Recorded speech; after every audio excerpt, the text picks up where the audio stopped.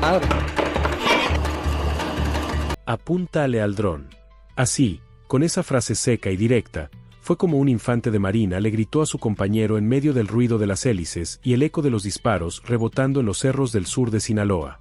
Porque lo que pasó en Escuinapa no fue un susto cualquiera, ni un otro día más de patrullaje.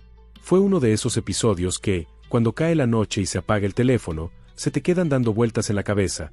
Un grupo armado moviéndose como si la carretera fuera de su propiedad, explosivos improvisados listos para frenar cualquier avance, y una reacción federal que llegó con la intención clara de cortar la ruta, desarmar la amenaza y mandar un mensaje de que aquí no se juega.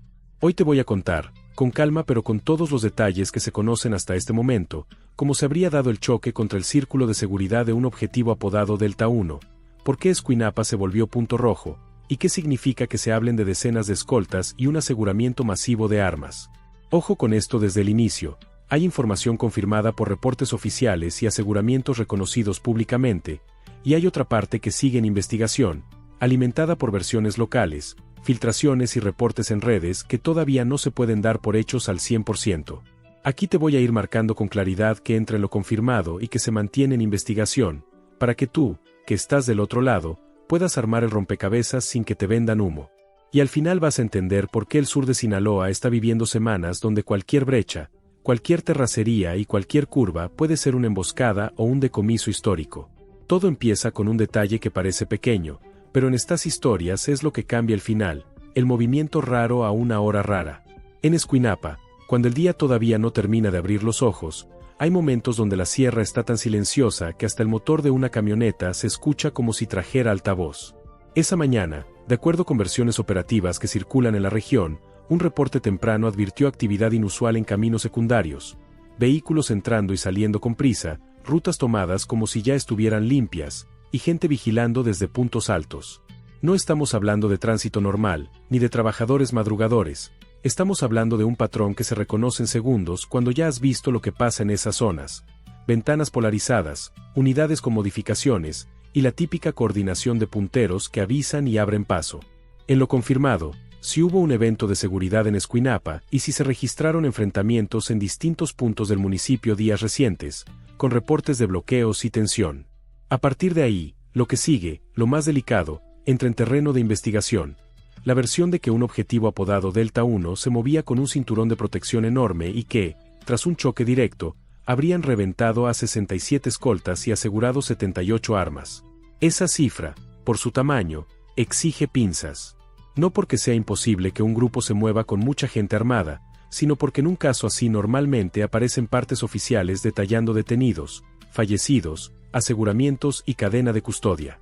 Y, hasta el corte de esta narración, lo que sí se ha documentado de manera pública en la zona apunta a aseguramientos relevantes de municiones, explosivos improvisados, equipo táctico y vehículos, además de operativos de localización de campamentos. Entonces, ¿qué pasó realmente y qué podría estar inflado? Ahí es donde se pone interesante, porque aunque las cifras exactas estén en investigación, el patrón operativo y el contexto sí encajan con una cosa. Escuinapa es un punto de paz estratégico y, cuando hay reacomodos, la violencia se concentra en carreteras, entradas, salidas y brechas. Vamos por partes, porque aquí el diablo está en el minuto a minuto. Imagina la carretera serpenteando entre vegetación, con tramos donde no hay señal y con curvas que te obligan a bajar la velocidad sí o sí. En esos lugares, un convoy no pasa desapercibido. Y cuando un convoy va escoltando a alguien importante, el comportamiento es todavía más evidente. 2 vehículos exploradores adelante, 1 o 2 cierres atrás, unidades laterales listas para cortar hacia terracería, y comunicación constante. En investigación se maneja que el círculo de seguridad de Delta 1 operaba con disciplina táctica, como si no fuera un grupo improvisado, sino una estructura con mando y entrenamiento. Eso coincide con una realidad que ya se ha visto en varias regiones. Hay células que adoptan tácticas de convoy, vigilancia con drones y uso de artefactos improvisados, no porque quieran verse militares, sino porque les funciona para sobrevivir y para mover cargamentos o sacar gente. En lo confirmado, tras los enfrentamientos en Escuinapa se reportó el aseguramiento de cargadores, cartuchos, artefactos explosivos improvisados, chalecos tácticos y al menos un vehículo presuntamente vinculado con grupos que operan en la zona. También se reportó el desmantelamiento de campamentos y el hallazgo de equipo relacionado con drones. Ese detalle, el de drones, no es adorno. En 2025, el dron ya no es solo para grabar o vigilar. En ciertas zonas se ha usado para reconocimiento, y en el peor de los casos, para cargar artefactos. Por eso aquella frase del inicio, apúntale al dron, no suena a película, suena a adaptación a una amenaza real. Arriba te vigilan, te marcan, te distraen, y abajo te esperan. Es como jugar ajedrez con piezas que también vuelan. Ahora, ¿quién es Delta 1? Aquí también hay que ser responsables. El apodo Delta se usa en distintas narrativas locales y en redes para referirse a mandos operativos o jefes de un grupo armado, y se le ha vinculado en conversaciones públicas con una facción delictiva. Pero sin un parte oficial que lo identifique plenamente con nombre, alias, estructura y delitos imputados, lo correcto es decirlo como lo manejan las versiones. Delta 1 sería un objetivo de alto perfil operativo, moviéndose entre estados o entre zonas, protegido por un grupo grande de escoltas, y con capacidad para montar emboscadas o resistir un operativo. Eso está en investigación. Lo que sí está claro, por el tipo de aseguramientos en la región, es que la presencia de grupos armados no es menor y que hay infraestructura clandestina, campamentos, equipo táctico, municiones, explosivos improvisados. Cuando encuentras eso, no estás frente a un grupo de paso con dos armas viejas, estás frente a una estructura que se instala, vigila, prepara rutas y se defiende. La versión más repetida en la zona cuenta que la Secretaría de Marina, con apoyo en tierra, habría detectado un movimiento clave y decidió cerrar el paso antes de que el convoy se dispersara. Aquí entra lo que a mí me parece el corazón del asunto. El choque no habría sido accidental, habría sido provocado por una decisión táctica. Si tú dejas que un convoy grande se meta a la sierra, luego sacarlo es más caro, más lento y más peligroso para todos, incluida la población civil. Entonces lo que se busca es interceptar en un punto donde puedas controlar entradas y salidas. En carreteras como las del sur de Sinaloa, ese punto suele ser una curva amplia cerca de un entronque, un tramo donde la terracería conecta con un camino secundario, o una zona donde la geografía obliga a bajar velocidad. Ahí es donde, según la narrativa operativa en investigación, se habría intentado el cierre. Y entonces, el primer estallido, no necesariamente una explosión grande, sino el inicio del intercambio, disparos a distancia para frenar, para medir reacción, para ganar segundos. El ruido en la sierra no se oye igual que en ciudad. Allá, el eco te miente. Un disparo puede sonar como tres. Una ráfaga puede parecer que viene de tu lado cuando viene del cerro de enfrente. Por eso, la coordinación lo es todo. Y por eso también la reacción de los marinos suele ser por capas. Primero asegurar perímetros, luego ubicar tiradores, luego neutralizar amenazas inmediatas, y solo después acercarse a revisar vehículos, campamentos o puntos de interés. En este caso, la versión de reventar escoltas se entiende como desarticular el anillo de seguridad, no como una frase para presumir. En términos reales, sería detener, dispersar, reducir capacidad de fuego y capturar o abatir a quienes estaban operando como protección armada. Pero, insisto, la cifra exacta de 67 escoltas está en investigación. Si se confirma o se desmiente, cambia por completo la lectura del evento. Lo que sí se puede narrar con firmeza es el tipo de escena que se vive en esos enfrentamientos. Vehículos atravesados, un tramo de carretera que se vuelve frontera invisible, gente que no sabe si meterse a una tienda, a su casa o al monte, y autoridades intentando evitar que la situación se riegue hacia colonias o zonas pobladas. En Escuinapa, además, hay un componente extra. Los puntos donde se han reportado hechos de seguridad en fechas recientes incluyen áreas cercanas a colonias y comunidades, y se ha mencionado el uso de artefactos improvisados. Eso hace que cualquier operativo sea doblemente delicado. No es solo enfrentar a los armados, es evitar que un explosivo improvisado lastime a un civil o a un elemento que ni siquiera estaba en el punto de choque, sino llegando como refuerzo. En medio de esa tensión aparece el segundo protagonista silencioso, el dron. Un zumbido apenas audible, como mosquito mecánico, que de pronto se vuelve señal de alarma porque no sabe si está viendo, si está marcando coordenadas, o si trae algo colgando. La Marina y otras fuerzas han tenido que aprender a reaccionar. No se trata de disparar a lo loco, se trata de identificar, evaluar distancia, altura, trayectoria, y decidir. Por eso aquel apúntale al dron es un momento clave en la narración, porque si el dron está guiando a tiradores o preparando una distracción, bajarlo puede salvarte de una emboscada secundaria. Y si el dron trae un artefacto improvisado, bajarlo a tiempo puede evitar que caiga sobre un vehículo o un grupo en movimiento. El enfrentamiento, según lo que se cuenta en la región, Habría durado lo suficiente como para que la gente lo escuchara desde varios puntos, pero no tanto como para convertirse en guerra abierta por horas. Eso también es típico cuando la fuerza que llega busca cerrar, golpear y asegurar, no perseguir por toda la sierra sin control. El objetivo es evitar que el grupo armado te lleve a su terreno favorito, brechas, barrancas, veredas y puntos de tiro previamente preparados. Si te jalan para allá, tú pierdes ventaja. Entonces, lo que suelen hacer las fuerzas federales es obligarlos a decidir rápido, o se rinden, o intentan romper el cerco, o se dispersan dejando equipo atrás. Y justo ahí es donde nacen los decomisos. Cuando la estructura se descompone, empiezan a abandonar cargadores, chalecos, municiones, artefactos, radios, incluso vehículos, porque salvar la vida o sacar al objetivo se vuelve prioridad. En lo confirmado, se aseguraron cargadores, cartuchos, artefactos explosivos improvisados, chalecos tácticos y un vehículo tras los hechos. En otros reportes se mencionó desmantelamiento de campamentos y aseguramiento de equipo para drones. Eso ya, por sí solo, es grave, porque un campamento no aparece de la nada. Alguien lo instala, alguien lo abastece, alguien lo vigila. Y si hay baterías, cargadores, herramientas y equipo, significa que se estaban preparando para sostener presencia, no solo para pasar corriendo. Escuinapa, por su ubicación, es un lugar donde se cruzan rutas hacia la costa, hacia carreteras importantes y hacia zonas serranas. Cuando un grupo toma posición ahí, no es casualidad, es estrategia. Ahora bien, vayamos a la parte que tú pediste como tema central, con el título tal cual: Marinos revientan 67 escoltas del Delta 1 tras enfrentamiento en Escuinapa, incautan 78 armas. Para convertir eso en un guión sólido, lo responsable es narrarlo como una historia en desarrollo, con dos capas. Capa 1, lo que sí se sabe y lo que sí se ha asegurado públicamente. Capa 2, la versión de gran magnitud que circula y que, de confirmarse, sería un golpe de los más fuertes del año en esa franja. Entonces, imagina esta reconstrucción, con detalles operativos realistas y marcando lo que está en investigación. De madrugada, personal de Marina se desplaza en patrullaje reforzado por una razón simple: la zona venía caliente. Cuando una región registra enfrentamientos, bloqueos o reportes de artefactos, no se patrulla igual.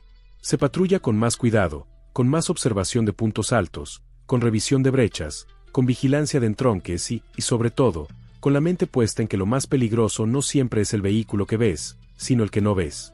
En investigación se dice que el Delta 1 habría intentado moverse aprovechando ese tipo de confusión, cuando hay tensión, cuando la gente está encerrada y cuando las autoridades están repartidas. Pero también ahí es donde un error de cálculo se paga caro: un reporte a tiempo, una detección por vigilancia, o una observación desde un punto alto, puede cambiarlo todo.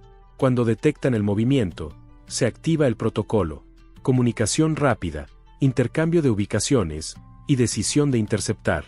En ese momento, el convoy o el grupo de escoltas reacciona como se esperaría, intenta abrirse en abanico. Unos buscan distraer con fuego, otros buscan sacar al objetivo, otros intentan llevarse armas o equipo, y algunos, los más nerviosos, disparan porque creen que así ganan tiempo. Lo que no siempre entienden es que disparar primero, en un escenario así, te convierte en prioridad. Y cuando enfrentas a fuerzas entrenadas, la prioridad se traduce en respuesta inmediata, controlada y con ventaja táctica. Aquí entra un elemento que siempre llama la atención: el aseguramiento de armas. En investigación se habla de 78 armas incautadas, lo cual sería un número enorme para un solo evento si se cuenta únicamente lo hallado en un punto. Para que eso ocurra, tendría que haber varias cosas: múltiples vehículos con arsenal, un campamento cercano con más armas, o una ruta donde fueron abandonando equipo. Eso no se descarta, porque en operativos grandes a veces el aseguramiento final incluye lo del sitio del choque más lo localizado en recorridos posteriores: campamentos, escondites, puntos de vigilancia. Sin embargo, lo que sí se ha informado públicamente en Escuinapa en estos días apunta más a municiones, cargadores, explosivos improvisados, chalecos, equipo de drones y vehículos. ¿Puede haber más y todavía no hacerse público?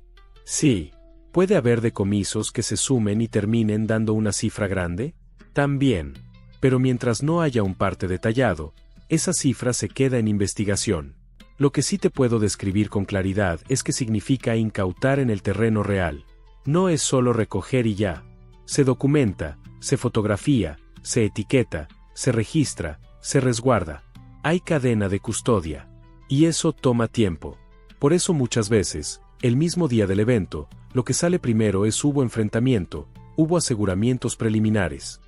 Y días después aparecen los números más completos.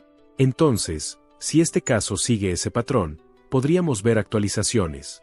Pero por ahora, el guión debe sostenerse en lo que sabemos y en lo que está en investigación. En el choque, los marinos priorizan 3 cosas: cortar el avance, neutralizar fuego y evitar daño colateral. Eso significa que no se lanzan sin pensar. Se cubren, avanzan por sectores, usan el terreno, y si detectan explosivos improvisados, no los patean como lata, los tratan como lo que son, trampas para frenar refuerzos o para causar bajas. En lo asegurado públicamente se mencionan artefactos explosivos improvisados. Esa sola frase ya te habla de intención. No era solo huir, era dejar la carretera peligrosa para cualquiera que siguiera. Y eso, para la población, es de las cosas más crueles de estos escenarios: convertir caminos públicos en zonas de riesgo. En medio de la confusión, se habría dado el momento del dron. Lo imaginas: arriba un zumbido, abajo la tensión, y alguien grita: apuntale al dron.